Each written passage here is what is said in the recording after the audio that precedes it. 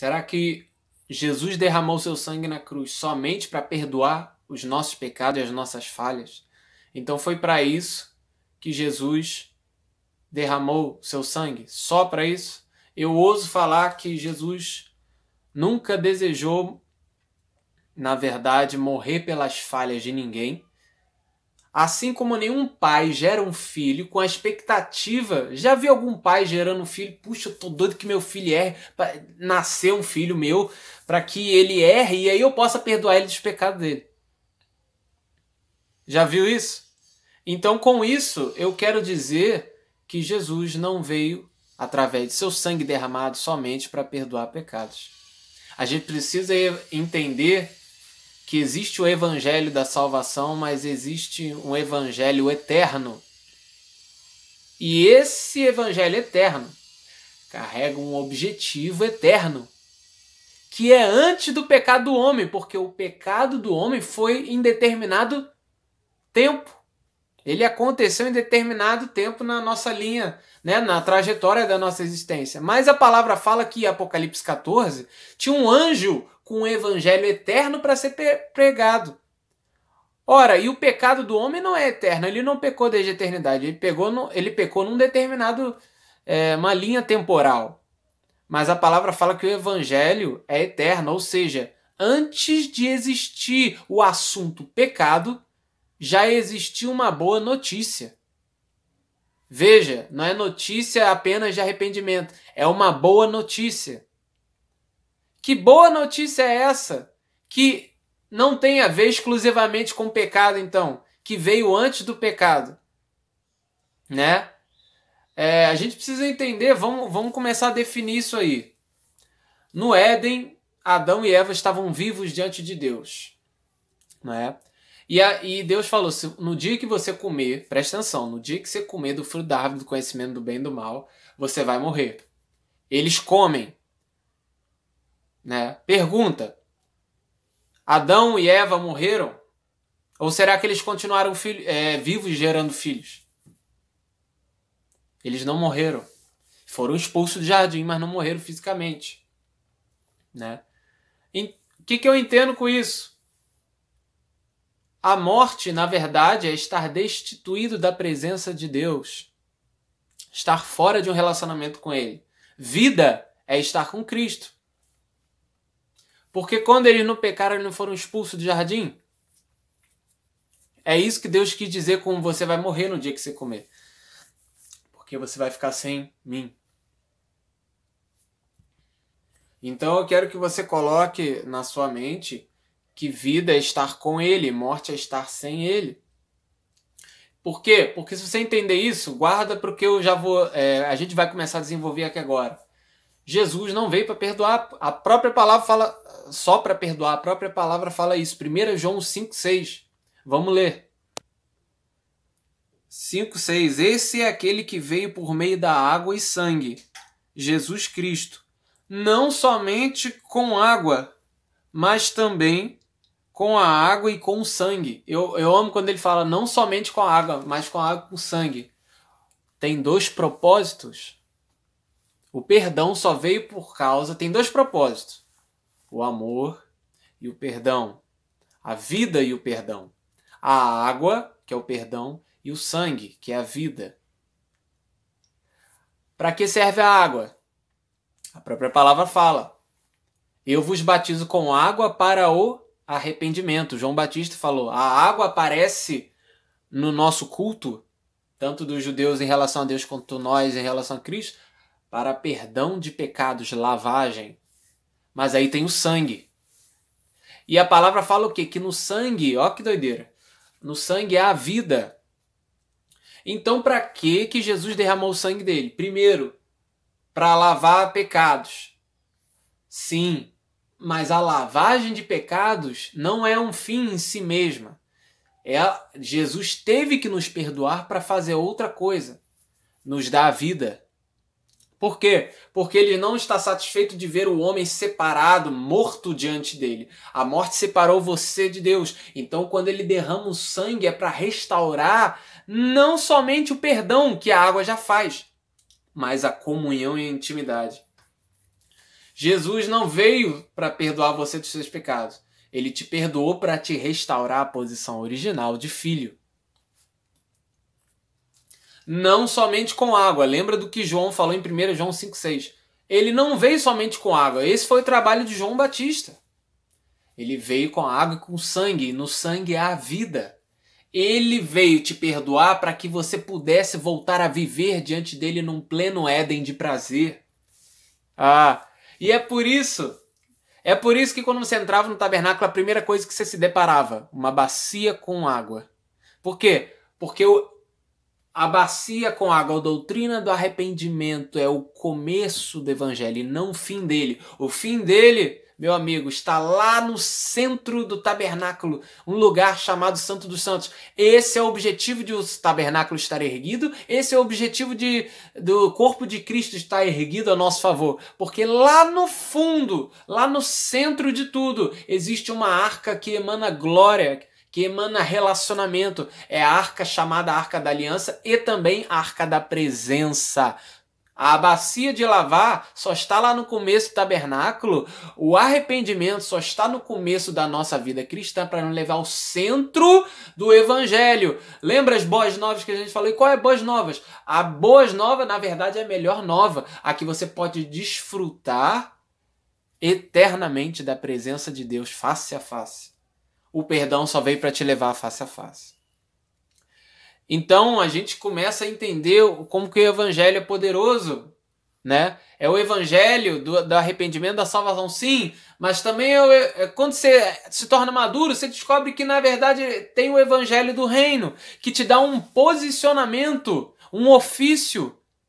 E depois, mais ainda, você descobre que é um evangelho eterno que carrega uma mensagem eterna de antes do homem pecar. Uma mensagem boa de que você foi feito para viver eternamente, mais do que pedindo perdão de pecado, eternamente desfrutando da presença dele. Não só lá no pátio, na porta do tabernáculo, uma água. Isso é a porta, a própria palavra fala. A bacia ficava antes da porta, na verdade, né? Ou na porta, não me lembro, mas ficava bem no começo. Para quê? Porque esse é o começo da mensagem do evangelho, o arrependimento. Mas ele não veio para isso. Ele veio para restaurar a comunhão. E aí você é obrigado a se deparar com o seguinte fato. Apocalipse 13:8. Uma passagem que você sempre ouviu falar, mas talvez nunca tenha entendido. E até eu não tinha entendido também até pouco tempo. E adorar Luão, todos os que... Tá falando daqueles que vão receber a marca da besta, né? Deixa eu ver se é isso aqui mesmo, pera aí. Tá falando dos que vão adorar a besta aqui, que sai do mar. Aí fala que todos os que vão adorar a besta que sai do mar, os que não têm o seu nome escrito no livro da vida do Cordeiro, né? Mas não é sobre isso que eu quero falar. Eu quero falar sobre essa parte. Cordeiro esse que foi morto desde a fundação do mundo. Por que é que a Bíblia aqui fala que Jesus não somente morreu na cruz há 2020 anos atrás. Ela fala que ele morreu desde a fundação do mundo. Se Cristo tivesse vindo só para perdoar pecado, teria sentido ele vir em 2020 anos atrás e derramar o seu sangue, porque o homem já tinha pecado antes de 2020 anos atrás. Mas se a morte dele só serviu para perdoar pecado, para que serviu a morte que ele morreu, né, antes da fundação do mundo, se não tinha homem existente para pecar? Para que serviu a morte do Cordeiro diante da fundação do mundo, se não tinha homem para pecar? Cristo morreu para se dar em amor a Deus, seu Pai, e a nós. Ele não morreu para perdoar pecado de ninguém, porque não tinha ninguém para pecar enquanto nós não existíamos. Ele morreu para se dar ao Pai. Sabe o que é isso? Sabe por que Cristo morreu antes da fundação do mundo?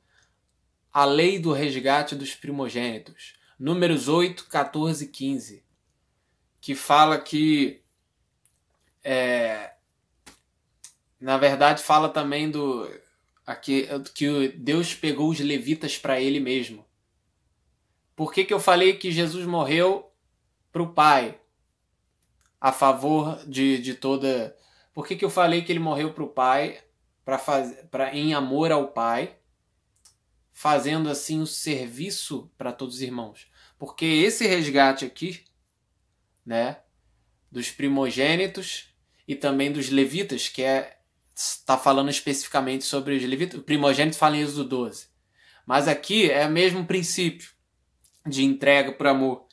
Porque da mesma forma que os levitas se entregaram em amor ao Pai, Deus pegou eles para ele, para depois fazerem o serviço de todo o povo de Israel, assim também Cristo, como sacerdote, né, se entrega para o Pai e o Pai devolve ele para os filhos, para amar os filhos e fazer serviço a favor deles. São alegorias da palavra. E ele fala, e separarás os levitas, Números 18 e 14, do meio dos filhos de Israel, os levitas serão meus. Depois disso entrarão os levitas para fazerem o serviço da tenda da congregação, servir ao povo. Primeiro Cristo morreu ao Pai, para depois ele ser dado a toda uma multidão de filhos. Então, na verdade, esse sacrifício dos levitas para Deus é o mesmo de Êxodo 12, que é dos primogênitos. E para que serve o sacrifício dos primogênitos? E agora eu quero associar. Para que Jesus morreu e não tinha ninguém ali para pecar? Para que cumprisse a seguinte lei de Deus que está em Êxodo 12, que fala, todo primogênito é meu. Jesus morreu em amor ao Pai, só para se dar para ele. Assim como uma noiva, né, ela se dá totalmente ao seu marido, e assim como o marido se dá totalmente à sua noiva para ser uma só carne, Jesus morreu ao Pai. Deus pega Jesus para ele. E também pareando com esse sacrifício de levita, né, dos levitas, ele é sacrificado porque tinha um sacrifício, sabe? Tinha um sacrifício, você tinha que... tem aquela lei dos animais, todo primogênito dos animais teria que ser sacrificado também. Exatamente a mesma coisa que Jesus fez. Ele morre para se dar em amor ao Pai. E depois Deus transforma ele num sacerdote para servir as nações a partir dessa plataforma de amor e intimidade com o Pai. Você está entendendo isso? Da mesma forma que Deus pede os primogênitos de Israel para ele, para serem ofertados para ele, Deus pega o seu filho e oferta o seu filho para si mesmo, para ser dado a favor de muitos. Então não tinha ninguém para pecar e Deus já tinha ofertado em sacrifício seu próprio filho para si mesmo. Para quê? Para pagar pecado? Não somente só pelo puro prazer de ter o seu filho ali com ele. Só pelo prazer. Sabe por quê? Porque a gente se esquece do seguinte, antes de Jesus, antes de Deus aparecer na Bíblia como Criador, a gente precisa saber que João 1 fala, no princípio era o Verbo, e o Verbo era Deus, e o Verbo estava com Deus. Ele não estava pagando pecado de ninguém, não estava mandando ninguém se arrepender, nem existia homem ali ainda. Ele estava diante de Deus. Sabe o que ele estava fazendo ali? Dando atenção ao Pai, amando Ele. Você foi feito para fazer aquilo que Jesus sempre fez durante toda a eternidade. Você quer ser como Jesus? Então aprenda a ficar diante dele, porque antes de perdoar o pecado de qualquer um, de seu filho, de sua tia, qualquer um, você precisa, assim como Jesus, aprender a ficar diante dele. Foi para isso que Jesus se ofertou em sacrifício ao Pai. Primogênito, porque todo primogênito será meu. Ele não fala porque eu pagarei o pecado de todo primogênito, não. Antes de pagar pecado, todo primogênito será meu. E vocês vão ofertar em sacrifício a mim. É o que fala Êxodo 12. E é o que fala aqui Números 8. Pareando os sacerdotes levitas com Jesus, o nosso sacerdote. Então você viu, todos os levitas são me dados, serão meus. Então Jesus pega e, antes de pagar pecado, primeira coisa, vai ser minha propriedade peculiar. Para quê? Para eu ficar, ser meu boneco para pagar pecado dos outros. Não, para ser meu. Pelo puro prazer de estar casado com Cristo. Nós fomos criados para plena comunhão. E para desfrutar de uma plena comunhão, Jesus teve que nos perdoar. Mas não é a comunhão que serve como objetivo para te levar ao perdão. É o perdão que serve como objetivo para te levar à comunhão. Não vamos inverter a prioridade das coisas. Vocês estão entendendo? E isso é tão extraordinário porque antes dele ser criador, ele é um pai amoroso. Gênesis começa falando que ele é criador, mas Gênesis 1 começa falando que ele aparece como Deus, aparece como criador. Mas João 1 fala que existia algo antes daquela atividade ali. Fala que antes dele criar qualquer coisa, o verbo já estava diante de Deus. Antes de ser criador, Deus sempre foi um pai de família. Antes de ser criador, ele sempre foi um pai amoroso. Antes de ser criador, Jesus sempre foi o noivo desejado. Foi para isso que ele apareceu e foi para isso que nós fomos criados. Antes de fazer qualquer coisa, só está habilitado a fazer qualquer coisa quem aprende a ficar diante dele como o verbo estava diante de Deus. Só para fechar esse raciocínio, como se não bastasse, a palavra do grego que aparece ali em João 1, quando fala que o verbo estava diante de Deus, é prós. Estava diante de Deus. O verbo estava com Deus. Prós. Essa mesma palavra aparece no equivalente hebraico dela, lá em Gênesis, quando fala que Deus far-lhe-ei para Adão, far-lhe-ei uma esposa, uma mulher, para que ele seja idônea. Sabe qual está o hebraico dali? Prós, a palavra prós no grego, significa estar diante de. A palavra para o hebraico que fala que far-lhe-ei uma noiva para Adão, para que seja idônea, o hebraico, na verdade, original, também significa estar diante dele. É como se você estivesse lendo, far-lhe-ei uma esposa para que esteja diante dele. Porque Deus em Eva, em relação a Adão, imita a Jesus, o verbo, que ele estava fazendo diante de Deus. Ele copia em Adão e Eva aquilo que ele projetou Jesus para ser diante dele durante toda a eternidade. Alguém que ficasse diante dele. E em Marcos capítulo 3, doideira, né? Em Marcos capítulo 3, quando Jesus vai selecionar os discípulos, tá em capítulo 3, não sei qual versículo, não sei se é 3,14, não sei. Marcos capítulo 3 fala que e foi selecionar os discípulos para estar diante dele, olha. Antes de enviar expulsar demônio, a primeira coisa que aparece é estar diante dele e expulsar demônios. Mas ele não convida ele somente a expulsar demônios. Antes de expulsar demônios, ele convida ele para estar diante dele. Foi para isso que Jesus derramou o seu sangue, porque no sangue há a vida. E vida é o que a gente já falou aqui? É isso. Então, na verdade, é esse o lance. É disso que se trata o evangelho. E é por isso que ele morreu antes da fundação do mundo. Para restaurar a vida, porque na vida é no sangue. E segundo, que é que diz respeito ao resgate dos primogênitos. Todo primogênito é dele. Jesus é o filho, era o unigênito. Ele resgatou o filho unigênito. E o que ele colheu através disso? Muitos filhos. Esse é o mistério de Deus com o homem. Ele seleciona um para que esse um seja um sacerdote para gerar muitos filhos. Ele não abre mão desse modelo. Ele imitou esse modelo de Jesus, semear um filho para colher muitos em Abraão. Escolheu um homem para semear toda uma nação piedosa e devota a ele. Em ti serão benditas todas as nações da terra. Por quê? Porque Abraão era o protótipo do que Deus estava planejando para Jesus. Em Jesus, todos os povos de toda raça, tribo e nação seriam benditas e selecionadas.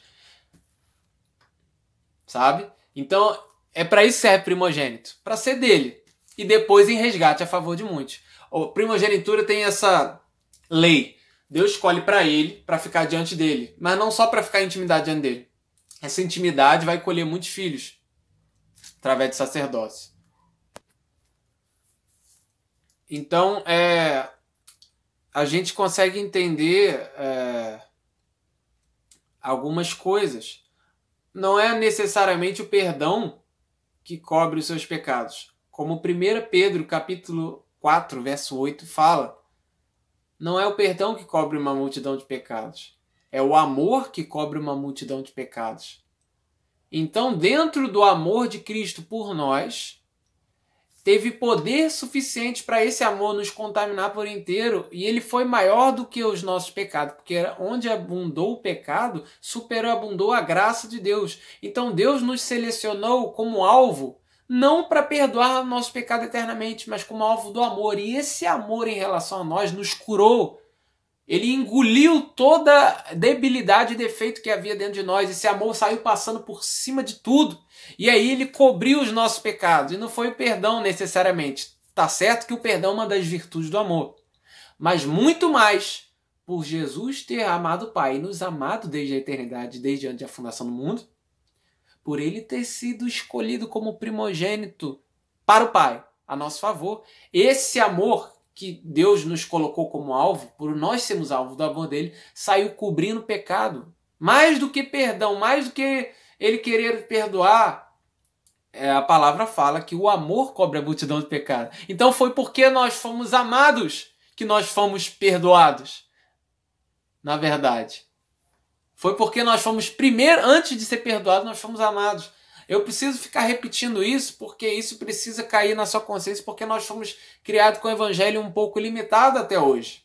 O que nos foi passado era que o máximo que Jesus poderia fazer diante de nós era nos perdoar nosso pecado. E aí a gente voltava domingo após domingo na nossa igreja para perdoar e para, se possível fosse, chegássemos na frente do altar, quem quer se arrepender? E aí outro domingo você se arrependeria de novo. Quem lembra dessa época?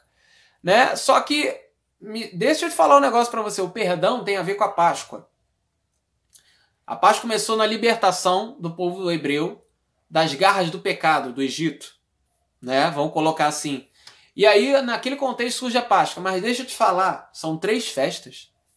A festa da Páscoa, Pentecoste e dos tabernáculos. Ei, deixa eu te falar que o perdão tem a ver com a Páscoa, tem a ver com a libertação da opressão do Egito, ou seja, de uma vida de pecado. Mas a Páscoa não tem objetivo e não acaba nela mesma. A Páscoa serve para te levar, para passar pela Pentecoste e te levar lá na festa dos tabernáculos, que é o quê? A comunhão. Páscoa que não leva aos tabernáculos, comunhão, é uma Páscoa, é um evangelho incompleto. A Páscoa serve para te levar a tabernáculo. Tá entendendo agora como é que Deus projeta as coisas para ser? Então é isso. Você pode rebobinar, pode voltar. Se você não estiver entendendo, vai voltando. E vamos colocar um raciocínio aqui. Isso é muito interessante, como é que a morte não pôde conter o nosso Jesus, cara. E por que a morte também não pode nos atingir. E é por isso que nós ressuscitaremos com ele. Porque Jesus morrer para Deus antes da fundação do mundo foi algo genial para que ele não morresse. Porque ele dá sua vida direto para o doador da vida. Ele lança sua própria vida direto aos braços do Pai. E aí quando ele está diante, eu acho que eu não sei qual Herodes, ele sei que ele fala assim, não sabe que tem o poder para te preservar. Herodes fala assim, ou Pôncio Pilatos, ou não sei. Eu não sei quem foi. Você não sabe você, Jesus, que eu tenho poder para te dar a vida e para tirar ela? Aí ele fala, nenhum poder seria dado, né? Se meu pai não seria dado se não fosse dado dos céus. Mal sabia esse rapaz, esse Pôncio Pilatos, ou não sei, que ele não poderia de forma alguma tirar a vida, e nem o diabo poderia tirar a vida, e nem a morte poderia conter o nosso Deus. Por quê? Porque, na verdade, ninguém mata quem morreu por amor. Ninguém mata quem morreu para a própria vida. A morte não pôde conter Jesus porque Jesus não entregou a sua vida nos braços da morte. Senão, ela poderia reclamar de volta a vida de Jesus. Mas a morte não era o dono da vida de Jesus. Lembra quando Jesus expirou, deu seu último fôlego na cruz? O que ele falou? Pai, em tuas mãos eu faço o que eu fiz desde a fundação do mundo. Eu entrego o meu espírito. Por que que a morte não pôde tomar a vida dele? Porque ele não estava entregando a vida dele para a morte, senão ela seria dono. Ele já tinha, antes da fundação, entregado a vida dele para o Pai, e para o Pai ser a própria vida, não tem como você matar quem já se deu para a própria vida. Então ali, e até tem uma frase, ninguém mata quem já morreu de amor. Então quando a morte bateu a porta de Jesus, e quando a morte bater, ela vai ver a própria face do Cristo em nós, e é por isso que nós vamos ressuscitar. Porque nós não temos nada com a morte, porque nós estamos revestidos da vida de Deus. Jesus é essa nossa vida. Ele pôde viver porque ele se deu diretamente para a própria vida na eternidade. E aí ele fala, nas tuas mãos entrego o meu espírito. Nas tuas mãos, não nas mãos do diabo, não nas mãos da morte, não nas mãos da doença. E é por isso que essas coisas não têm poder sobre nós. Porque em Cristo, nós vencemos essas coisas, porque desde a eternidade ele também se deu para a própria vida, que é o Pai. Então, ele veio para restaurar a vida, que é a comunhão, que a gente já viu aqui, vida e vida está diante dele, e morte é estar longe do Éden, ou seja, estar longe dele. E ele veio como resgate ele morreu antes da fundação do mundo como resgate dos primogênitos. Porque antes de Deus fazer qualquer coisa e criar, ele já tinha um desejo. Eu vou tomar você, meu filho, em puro prazer, para estar eternamente diante de mim. Resgate dos primogênitos. E aí, estando diante de Deus, como sacerdote, como filho amado, ele se transforma em sacerdote e colhe muitos, assim como Abraão foi chamado para estar diante de Deus em intimidade. E aí todas as nações seriam benditas no nome dele. Fora também que muitos sacrifícios, inclusive a consagração de Arão e de outros sacerdotes, tinham 2 cordeiros, eu não sei se você lembra disso, um pelo pecado e outro para ser imolado em holocausto. Isso mostra as 2 faces do sacrifício de Cristo. A de perdão e a de prazer, porque o holocausto era para ser dado para Deus de corpo inteiro. E esse não tinha nada a ver com pecado. Tinha um que já era oferta pelo pecado, mas tinha outro que era o holocausto. E isso fala do... Lembra, estar diante dele? O corpo. O holocausto serve para simbolizar que ele precisa ter você completamente, porque o holocausto... O que consiste o holocausto? O sacrifício de holocausto é queimar o corpo inteiro do cordeiro. O cordeiro que era o boi que era oferecido em holocausto era tudo. E foi por isso que o verbo estava diante de Deus, e por isso que Deus fez Eva para estar diante de Adão, e por isso que Marcos capítulo 3, Jesus chama de si para estar diante dele. Primeiro, antes de te dar em favor de qualquer pessoa, ele quer você completamente para ele primeiro. Então, antes de se oferecer para expiar o pecado das pessoas, sabe que ele primeiro precisa ter você por completo. Por isso que tinha 2 sacrifícios. Isso fala no sacrifício para a consagração de Abraão. Arão. Se eu não me engano, está em Levítico 9. E aí acho que tinha outro sacrifício também que tem 2 animais, não é só um. É um para o pecado e outro o holocausto, simbolizando a 1 João 5,6 também que a gente falou. Ele não veio só com água, ele veio com água e sangue. Água para lavar dos pecados e sangue para dar vida. Então é isso.